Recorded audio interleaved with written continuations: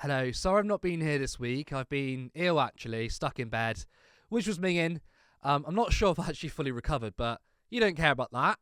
What is the story today? Well, 105,000 people turned up to a so-called March Against Anti-Semitism. Now, I, along with many people, are worried about the rise in anti-Semitism across the world. It's the oldest form of racism.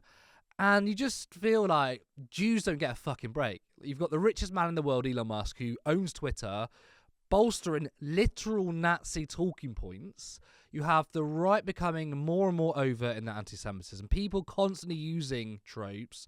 The amount of times I hear George Soros' name invoked, like, yeah, I don't like billionaires, and the problem is billionaires controlling things. But you notice how so many people fixate on Soros individually. It's clearly coded in anti-Semitism. There's many other billionaires richer than Soros who have their hand in politics, but anyway, they focus on him.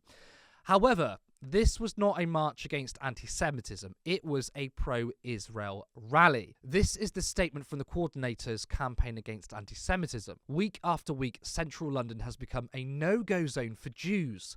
We have witnessed mass criminality, including glorification of terrorism, support for banned terrorist organisations such as Hamas, and incitement to racial or religious hatred against Jews. Marches have coursed through our capital, regularly featuring genocidal chants, Hamas-style headbands, anti-Semitic placards, calls for jihad and the globalisation of Intifada, songs about slaughtering Jews, and Islamist flags. Even the marchers who did not engage in this conduct still knowingly and readily marched alongside those who did. They are just as complicit. It is a sad truth that Jews do not feel safe in our capital city. Britain is a country known for its tolerance and decency. The people of this country, along with leading politicians from major political parties, stand with the Jewish community in this difficult time. March with us in solidarity. So just to react to that statement for a second, what a horrible and disgusting smear.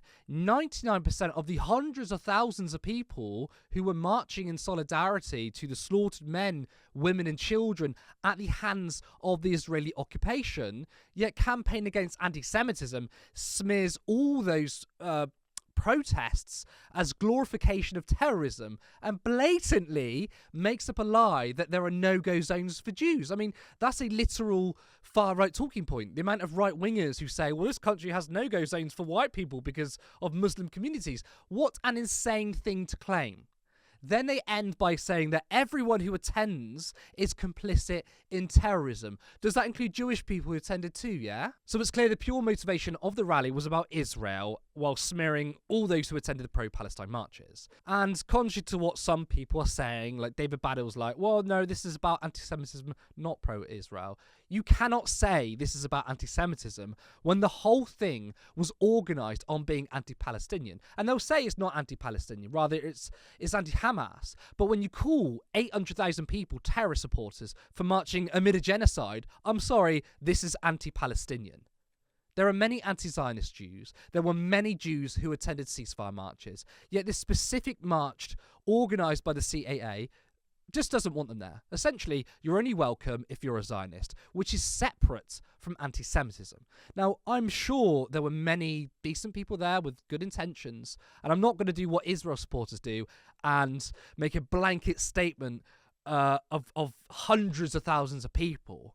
But do you know who else was there?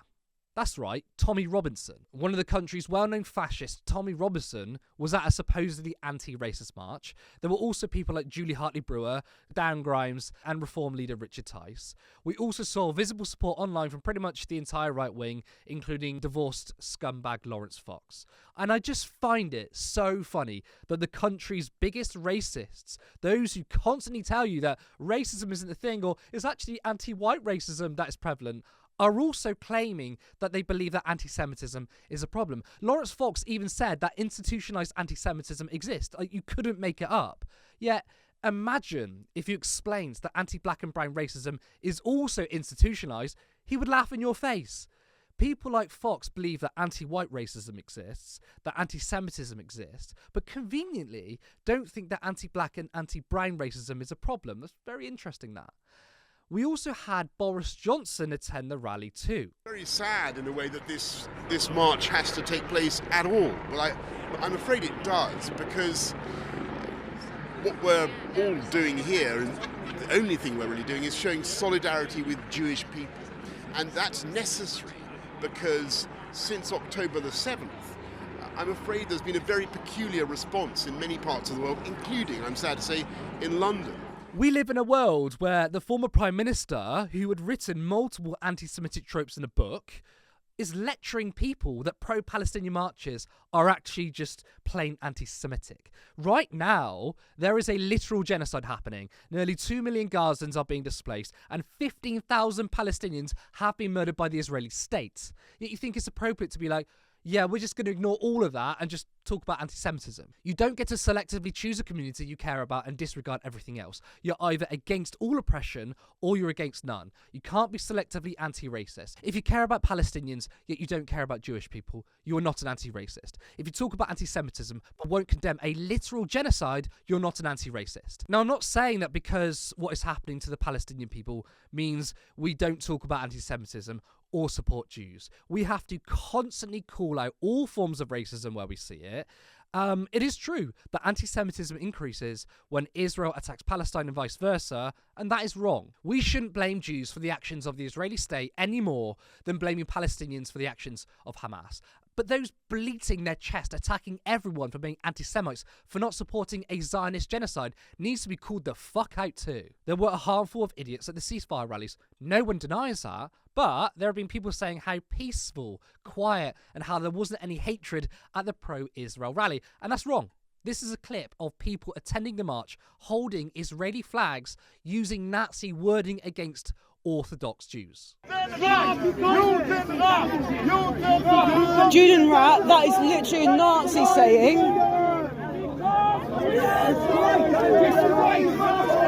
We've now got people shouting Judenrat.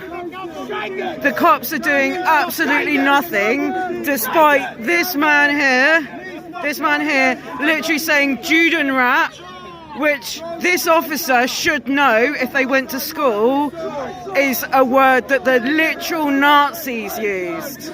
So far, I've not seen any of the organisers or supporters of this march call this out. What I personally think should happen is there should be a joint march between Muslim and Jewish leaders that stand against racism. Jews and Muslims, along with everyone else, should stand shoulder to shoulder. Many Jewish people stood with Muslims when they attended pro-Palestinian marches. And I want us to tackle the rise in anti-Semitism. And you know what? It's not particularly nice when people like us are smeared as haters of Jewish people when we oppose a genocide. And I don't want Jewish people to be afraid. I want everyone to live in peace. But a march that was made in response to the Palestinian rallies, where the most known racists turned up, was a rally to support Israel. It wasn't welcoming to non-Zionist Jewish people, and it wasn't welcoming to Muslims. The media are deliberately trying to divide the two communities, and this must end.